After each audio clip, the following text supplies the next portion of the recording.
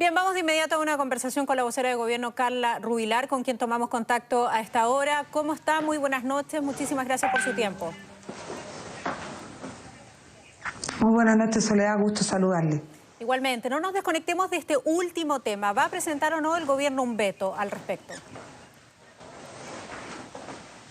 Bueno, tal como dijo el ministro Larraín, el gobierno está evaluando cuáles son las herramientas que podemos utilizar para poder avanzar en esta suerte de conmutación de penas humanitarias por razones sanitarias para más de 1.300 personas privadas de libertad, y estamos hablando de los más vulnerables, estamos hablando de las personas que tienen mayor edad, estamos hablando de las embarazadas, estamos hablando de las mujeres privadas de libertad con niños menores de 2 años, y por lo tanto creemos que debiéramos tratar de avanzar en poder subsanar estos problemas.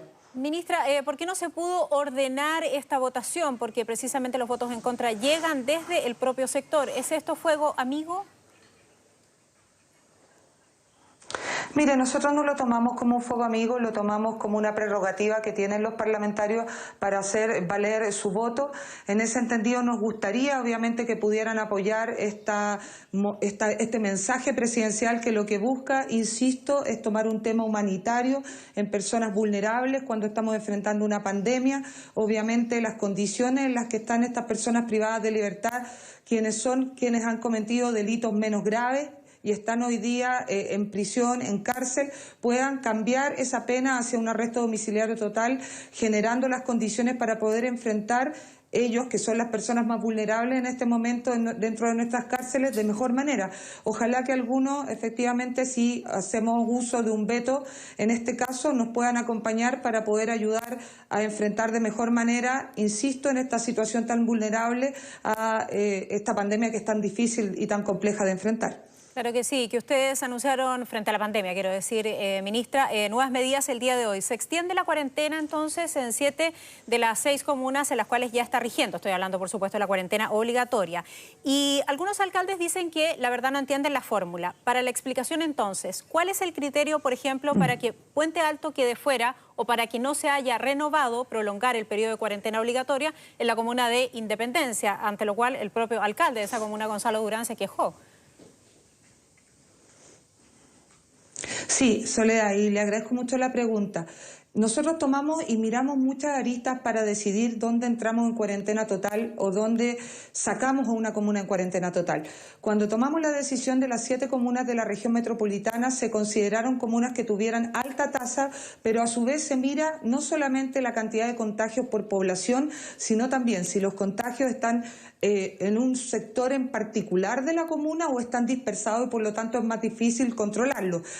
También se mide cuánto es la densidad por kilómetro cuadrado de lo que son los contagios que están presentes en las comunas. Y por ejemplo, como usted nos decía, si comparamos Puente Alto con Independencia en su momento, ocupando los números de contagio, claro, uno diría Independencia tiene 15, Puente Alto tiene 45, claro. Pero lo cierto es que tiene 45 contagios positivos Puente Alto sobre una población de 500.000 o más habitantes en 88 kilómetros cuadrados. En cambio, Independencia tiene 15 en 7 kilómetros cuadrados y con una población de 100.000 habitantes. Obviamente es muy diferente la cantidad de contagios dependiendo de dónde estamos. En el caso puntual de Independencia se consideró en su momento que además tenía 4 hospitales donde había una población flotante importante que tenía una vulnerabilidad especial y había una población migrante relevante.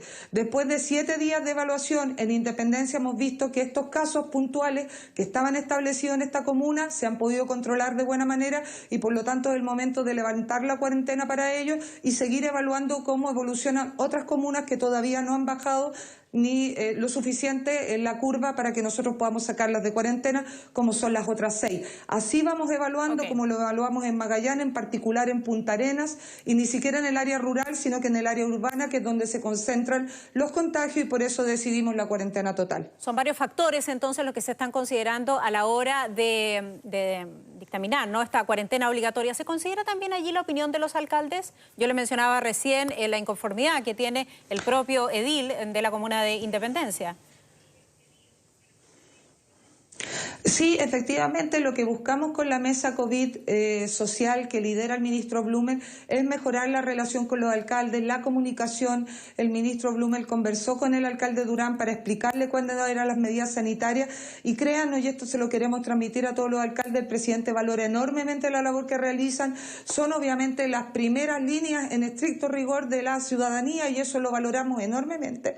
Y por eso queremos transmitirle que nos interesa mucho su opinión, pero todas y cada una de las medidas que vamos tomando tiene que ver con cómo resguardamos la salud de los vecinos. La cuarentena total, cuando no se toman las condiciones y en la oportunidad adecuada, y eso es ni tarde ni antes, finalmente no resguarda sanitariamente a los vecinos y eso es muy importante que lo transmitamos a la ciudadanía. Voy a resumir en parte los hechos de hoy, espero hacerlo cronológicamente además, ministra. Hoy día lo que asistimos fue una aglomeración absolutamente innecesaria, ¿no?, de aquellas personas que iban a renovar su permiso de circulación, entre otras cosas porque los alcaldes se habían quejado de que era un mal proyecto de ley. Y aquí quiero volver a la discusión sobre cuánto se está tomando en cuenta efectivamente la opinión de los alcaldes, porque lo que ellos dijeron hoy día, sentados además en nuestra mesa de conversación, es que aquí los ministros no los escucharon y que ellos hicieron ver en su momento que había un error, o por lo menos que se iban a cobrar los intereses y que el sistema de prórroga no permitía pagarlo en dos cuotas. Hoy día el presidente, cuando hace su anuncio al respecto, también desliza, en cierta forma, una crítica a los parlamentarios. ¿Contribuye en algo esta disputa que se está dando entre el mandatario y los parlamentarios? A ver, Soledad, yo quiero explicarle un poco a la ciudadanía lo que pasó. Nosotros tuvimos un proyecto que inició en una moción, es decir, en un proyecto presentado por los parlamentarios en atribuciones que lamentablemente, para bien o para mal, hoy día están en el presidente de la República. Y nosotros valoramos mucho las iniciativas de los parlamentarios que van finalmente a aliviarle la vida a la gente, pero muchas de ellas no son posibles de presentar por ello y tienen que venir al Ejecutivo a pedir el patrocinio. Y muy bienvenidos van a ser todos y cada uno de los parlamentarios cuando vengan al Ejecutivo a pedirlo para que podamos tramitarlo de buena manera. En ese entendido, el Ejecutivo acompañó el proyecto y les manifestó cuáles eran todos los reparos que tenían. Uno, los ingresos a los municipios, otro, efectivamente, de que no tenían claridad al respecto de cómo se iban a poder pagar, si se iban a poder pagar en una o dos cuotas, que habitualmente mucha gente lo utiliza, hoy día con más razón, el pagar de forma diferida, que tenía problemas con las multas de intereses y lo hicimos ver. Sin embargo, siguió avanzando, lamentablemente el proyecto no salió como entendemos que querían los parlamentarios porque no podía salir de buena manera dado que no estuvo bien coordinado y en ese entendido, para que la gente lo entienda, cuando termina la tramitación es cuando el gobierno puede entrar con un veto, en este caso un veto sustitutivo, que es similar a lo que va a pasar en la pregunta que me hizo al respecto de las cárceles, y ahí es donde corresponde. Acuérdese que esta ley se terminó de tramitar recién el viernes muy tarde en el Congreso, y el día lunes recién nos llegó el oficio y pudimos accionar con el veto que está presentado y que finalmente nos acompañaron los parlamentarios. Por lo tanto, el llamado es a trabajar más en conjunto. Si hay buenas iniciativas pero no tienen las distribuciones, felices de que vengan a conversar a la moneda y podamos sacarlo adelante con el patrocinio que corresponde. Lo entiendo, ministra, pero hoy día algunos parlamentarios lo que nos decían es: lo hicimos ver y el Ejecutivo no patrocinó el proyecto. De hecho, hoy día se realizó un cambio y lo anunció el propio presidente. A ver, es que nosotros la atribución que tenemos en el gobierno es ingresar el veto sustitutivo. La pregunta es por qué finalmente avanzamos en un proyecto que no puede ser presentado por el Congreso. Yo quiero refrendarle, fui parlamentaria muchos años, a mí me habría encantado ser autora del proyecto de ley de postnatal de 6 meses, uno de los proyectos más importantes para mí, pero no tenía la atribución, Soledad, y lo que hice fue a pedir el patrocinio junto con otros parlamentarios como la senadora Goich al gobierno, primero el de la presidenta Bachelet, donde no pudimos lamentablemente lograr que se presentara el mensaje, y después con el presidente Piñera, que sí lo presentó. Uno muchas veces como parlamentario quiere que salgan buenas iniciativas, pero también sabemos que no tenemos las atribuciones y ahí es necesario efectivamente venir a pedir el patrocinio del Ejecutivo. Si sigue avanzando una moción que no se puede, lo que corresponde finalmente es que el Ejecutivo accione con el veto como lo hicimos para poder subsanar los problemas, y aquí lo que tenemos que finalmente sacar la raya para la suma es que pudimos resolver el problema de mucha gente que necesitaba postergar el pago de los permisos de circulación. Bien, ministra, a propósito de problemas, ¿se lograron ya desatar los principales nudos con los alcaldes? Bueno, nosotros estamos trabajando mancomunadamente con los alcaldes. Muchas veces podremos tener algunas diferencias, pero hay que hacer un llamado a que en la pandemia, todas las pandemias se enfrentan unidos, con una sola voz y una estrategia. Pues el gobierno tiene obviamente que escuchar muchas voces, pero desde la autoridad sanitaria y desde lo que tenemos que transmitirle a la ciudadanía, tiene que haber una sola voz. Entonces, es decir, escuchamos muchas voces y habla una sola voz.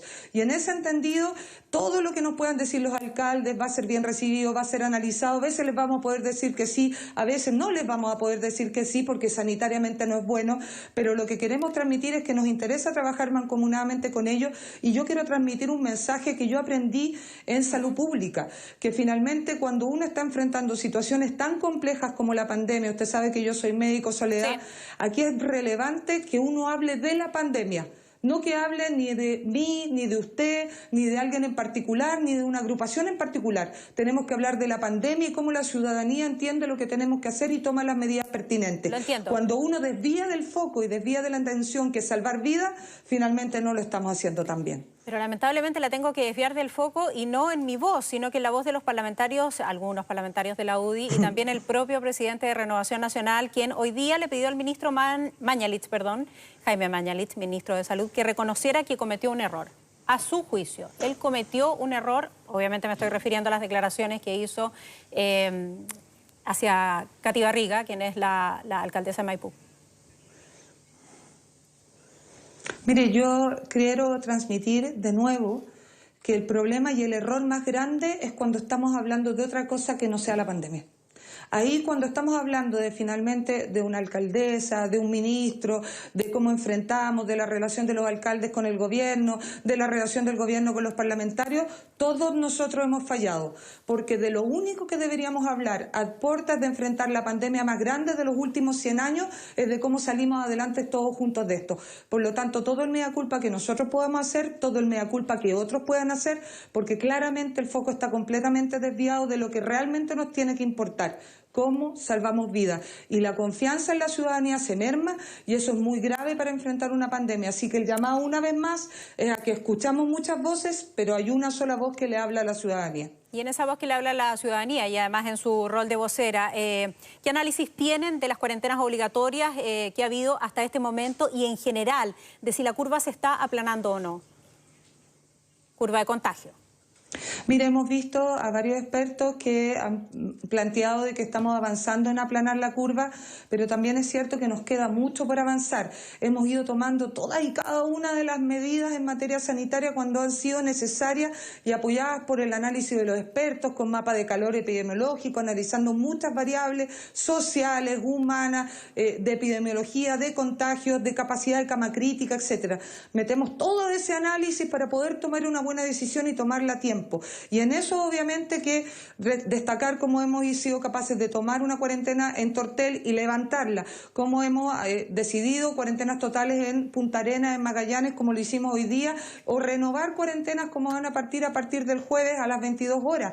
Pero es muy relevante que la ciudadanía entienda que todo lo que nosotros podamos hacer, todas las medidas que podamos tomar, si cada uno de nosotros no cumple con su parte, que es respetar la cuarentena, respetar el aislamiento social, mantener las medidas de higiene, y obviamente ayudarle también a los trabajadores y a los funcionarios de la salud, que por Dios que les tenemos tanto que agradecer, y además todos los otros que nos permiten seguir funcionando la ciudad en la cuarentena, recolectores de basura, repartidores, funcionarios públicos, etcétera. Finalmente, nada de lo que toda esa gente que está finalmente siendo los verdaderos héroes en esta pandemia, nada de lo que podamos hacer, nada de lo que ellos puedan hacer va a ser suficiente si cada uno de nosotros no se compromete. Claro, y el llamado de la autoridad sigue siendo quedarse en casa, si es que es así posible. Entendemos que muchos también tienen que salir a trabajar. Ministra, gracias por su tiempo.